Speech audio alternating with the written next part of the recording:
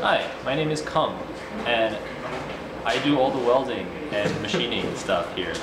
What would you recommend for people starting to do the kind of making you do? What skills or information or abilities do they need to start doing? So like a lot of people tell me to because I do so many things. I used to be an automotive technician, and I also work with motorcycles. And then I'm also on the lathe, and my major is computer science. It's kind of it's really all different sorts like fields of things. People ask me what do you like, right? So if I have to distill everything down, I really like problem solving. That's my hobby. Is I like solving problems. It could be anything. So then, I think it's just if you can think of things analytically, break problems down, distill them down into like smaller parts, which is computer science. They tell you to divide and conquer, right?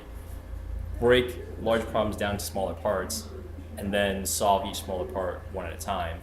It's easier to handle that way. So, I think the skill, to get started really is just being able to just look at a new problem. Like if you can just practice doing that, I don't know, get a puzzle book to start with, just to get interested, and then just start tackling projects you've never done. Like that's how actually I learned a lot of things.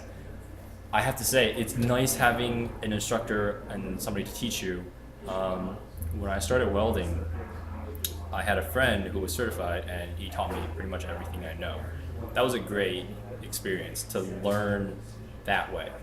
Before then, starting to say fix cars or something, I had always just, let me get a spanner, a wrench, take things apart and see how it goes. Oil change? Yeah, that looks like a plug for an oil, right?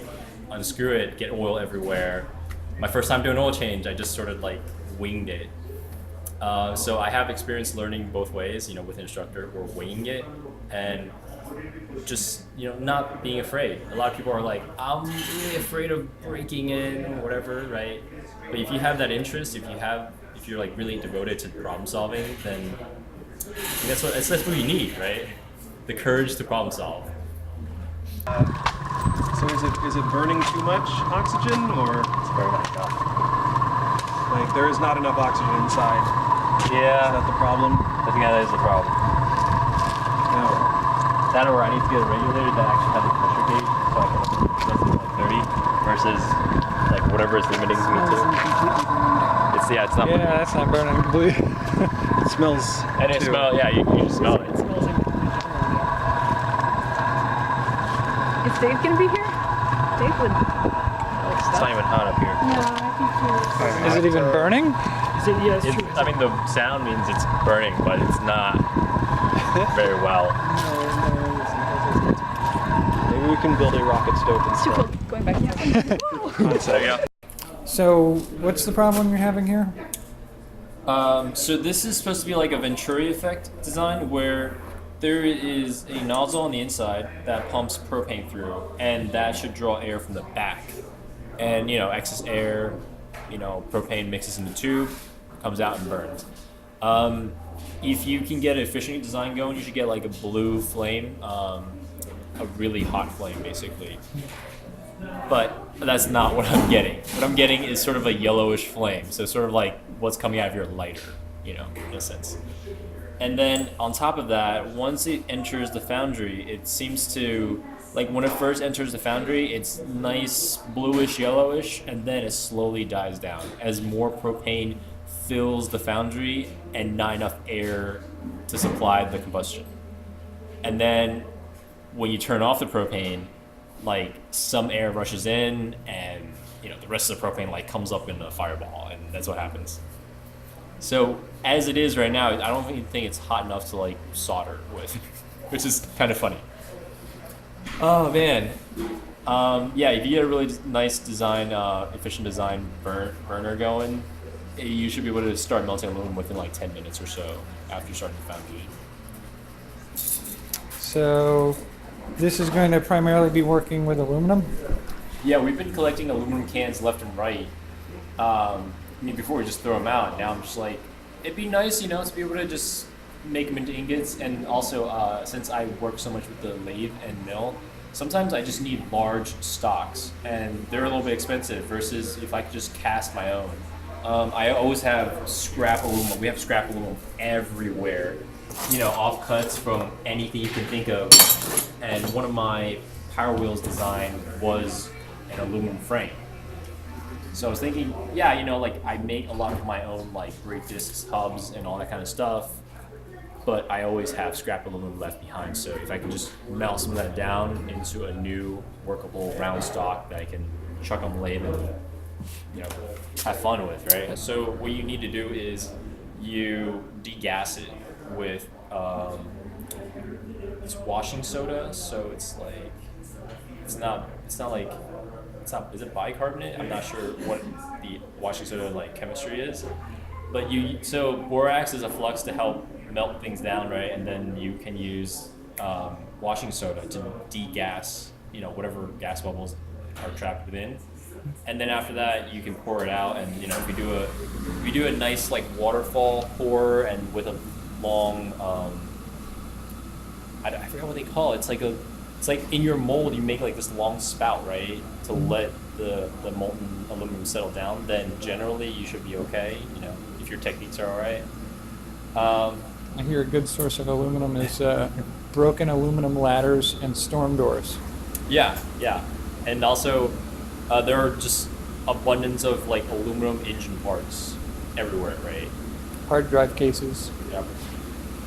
So, tell me a little bit more about this one here.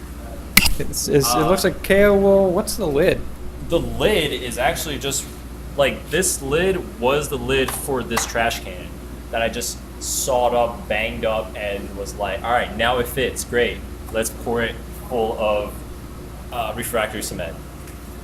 And there's a lip made of cardboard that I was too lazy to take out. I was just hoping to just burn it off on the first, heat up.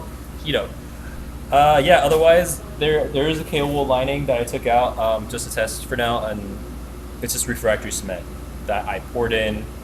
I poured in the bottom, let it set for like an hour, popped in one of those paint buckets, poured around it, and then there's my wall of the refractory cement. And your inlet for your gas, it's at an angle. Yeah, so it's supposed to come in tangential, so it like swirls. I can't even get my gas to burn properly, so we're not even there, unfortunately. And what kind of bucket is that? This is a 10-gallon bucket that I got from Amazon. Is it galvanized steel? Yeah, it is galvanized. I'm hoping to just leave it out there for a couple hours or something like that while it just flashes off. Get all the zinc off there? Yep. That was a really, it's a really bad choice. I should have gone with like an old propane tank or something, right? But Is this your first project at the Makerspace? no, this is it's my first project regarding melting metal though. So my very first project in the Makerspace was on the lathe. When nobody else wanted to use the lathe or learn how to use it, and then I learned how to use it, and then I also do a lot of welding, so I'm sort of the impromptu welding instructor here. And if anybody has a question about the lathe or the mill, I'm also the guy to go to for some reason. Yeah. So have you always been making things like this? No, I've only been really into making things for the past like 5 years or so. Before that, as a kid, I really liked taking things apart and not putting them back together.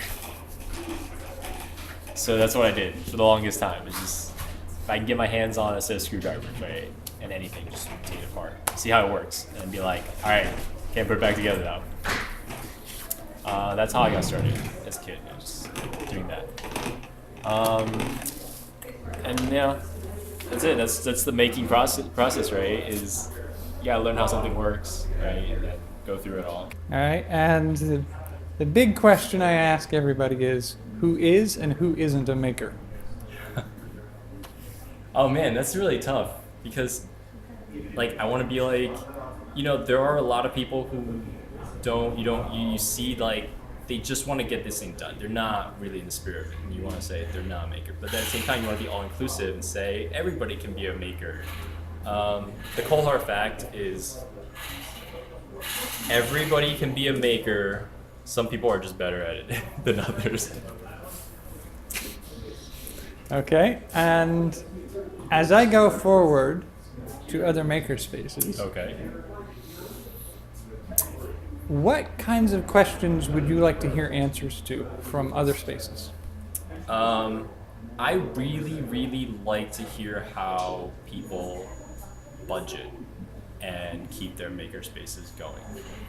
At the rate maker spaces are popping up and also dying down, it seems like a lot of them are just workshops that lives paycheck to paycheck, and like we're just like, we'll see what happens. We don't have enough money for this month's rent. Oh, don't worry, we'll see what happens. You know, it's really hard to like. Nobody goes into this, like nobody goes into a makerspace and think, I'll make a huge profit out of it. It's usually the people that's like, I want to better the community, but you need funding to do that. So I really like to hear like, what are your strategies to keep your makerspace running continually?